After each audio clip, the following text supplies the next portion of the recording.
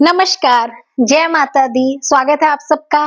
आज मैं बताऊंगी कि हमारा भाग्य कैसे उदय होता है। आप सबको पता है कि कुंडली का नवम घर भाग्य का हाउस होता है।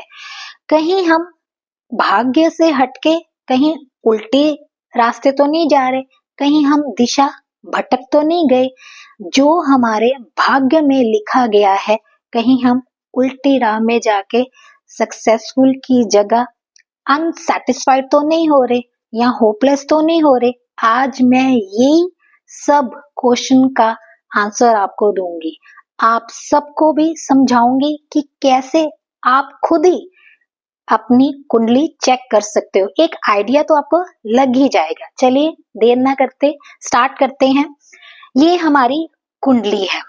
हम अगर 1 से 9 गिनेंगे तो 9th हाउस हमारा भाग्य का होता है। इसमें कोई भी राशि हो, 1 से लेके 12 राशि है। 12 राशि में कोई भी राशि यहाँ हो, हमने देखना है कि ये राशि का स्वामी कहाँ पे विराजमान है, यानी कि वो अगर किस हाउस में बैठे हैं हमारे प्लैनेट, तो उस हाउस को बढ़ाएंगे। सबसे पहले मैं बताऊंगी 9th लॉर्ड अगर फर्स्ट हाउस में होंगे तो अपने परिश्रम से, यानी कि जितनी मेहनत करोगे उतने आपका भाग्य उदय होगा। इसमें एक उल्टा भी है, अगर आप कहीं पे भी इन्वॉल्व हो जाए, क्योंकि आप इन्वॉल्व तो हो ही जाते हो कहीं ना कहीं, तो अगर आप पॉजिटिव वे से होगे तो आपको पॉजिटिव वाइब्स आएंगी, अगर आप नेगेटिव में होगे तो आपको नेगेटिव वाइब्स। बचना आपके हाथ में है। 9th लॉर्ड अगर सेकंड हाउस में विराजमान होंगे, सेकंड हाउस हमारा कुटुंब का है, पारिवारिक हाउस है। सेकंड हाउस हमारा फाइनेंस का है। अगर आपके फादर इन लॉ या आप किस वो काम करते हैं, अगर उस काम में आप पड़ जाओगे तो भाग्य उसी की तरह आगे बढ़ता जाएगा। साथ ही साथ सेकंड हाउस हमारा धन का भी है, तो आपको धन की भी रिस्पेक्ट करनी है, तभी आप आगे ही आगे बढ़ते जाओगे। नेक्स्ट चलते हैं। 9th हाउस अगर हमारा थर्ड हाउस में है, थर्ड हाउस हमारा भाई बहनों का है, थर्ड हाउस हमारा कम्युनिकेशन का है, शॉर्ट ट्रेवलिंग का है, तो शॉर्ट ट्रेवलिंग का काम करो तो आपका भाग्य वहां से उदय होगा। साथ ही साथ थर्ड हाउस हमारा स्ट्रगलिंग का भी है, विल पावर का भी है। अपनी विल पावर को स्ट्रॉन्ग रखते अगर आप अपना कार्य करेंगे तो आपका भाग्य हमेशा ही उदय होता रहेगा। अब चलते हैं अगले पर।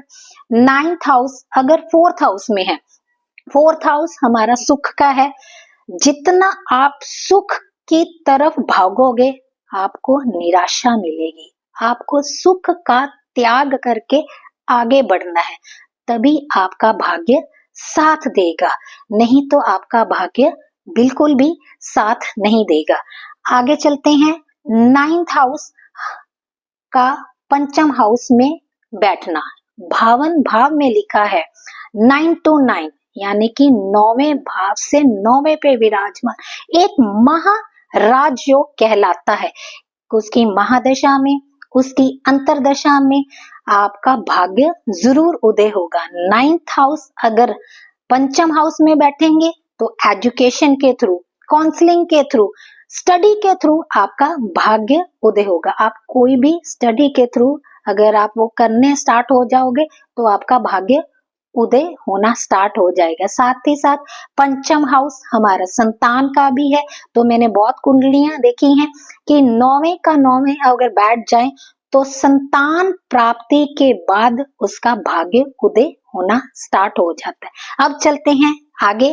चलिए अब जानते हैं कि नवम भाव अगर छठे हाउस में होगा तो छठा हाउस कंपटीशन का है। जितना बड़ा कंपटीशन होगा वहीं से आपका भाग्य उदय होना। इसका ये मतलब नहीं है कि आप कुछ भी ना करो तो आपका भाग्य उदय होगा। जितना आप परिश्रम करोगे उतना आप भाग्य उदय होगा। साथ ही साथ 6th हाउस हमारा मेडिकल फील्ड में भी आता है, तो मेडिकल फील्ड में भी आपका करियर जा सकता है, वहाँ से भी आपका भाग्य उदय हो सकता है। छठा हाउस हमारी सेवा भाव का भी है, तो जितनी आप सेवा करोगे वहाँ से भी आपको जो शीश मिलेगी उससे भी आपका भाग्य उदय होगा। नवम भाव अगर सप्तम में बैठ जाए तो सप्तम हाउस यानी विवाह के बाद आपका भाग्य उदय हो सकता है। टीम वर्क में जुड़े रहे, बिजनेस करें, तभी आपको उन्नति मिलेगी। इसका एक और कारण मैं बताती हूँ कि नवम भाव अगर सप्तम हाउस में आ जाए तो जो लोग आपकी बुराई करते हैं वहाँ से आपको बहुत अच्छा ज्ञान मिलेगा। वो जो ज्ञान मिलेगा वो कहीं और से नहीं मिलेगा, वहीं से आपको सीख मिलेगी, तो आपका भाग्य भी उदय होगा। नवम भाव अष्टम हाउस में हो, अष्टम हाउस हमारा अचानक कुछ होने का है। अचानक जीरो से गाड़ी चल रही है तो 100 की स्पीड पकड़ लेगी।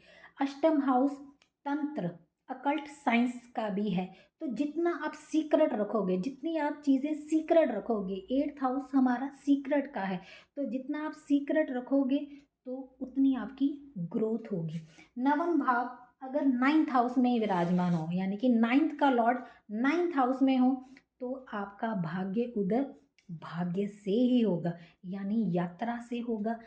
धर्म के साथ जुड़े रहोगे तो ही आपका भाग्य होगा। पिता का सपोर्ट भी मिलेगा, सो पिता की रिस्पेक्ट करोगे तो ही आपका भाग्य उदय होगा, क्योंकि नवम भाव हम फादर को भी देखते हैं। नवम भाव अगर 10th हाउस में आ जाए तो आपने कहना है कि कर्म प्रधान हो चुका है। जितना आप कर्म करोगे उतनी आपकी उन्नति होगी। अगर आप कम करोगे तो वैसे हो चलेगा, अगर आप जितनी ज़्यादा कर्म करोगे, अच्छा कर्म करोगे, उतनी आपकी उन्नति होगी। साथ ही साथ आपको नेम फेम भी मिलेगा, ऊंचे पद की प्राप्ति भी होगी अगर नवम भाव अपने 10th भाव में आ जाए।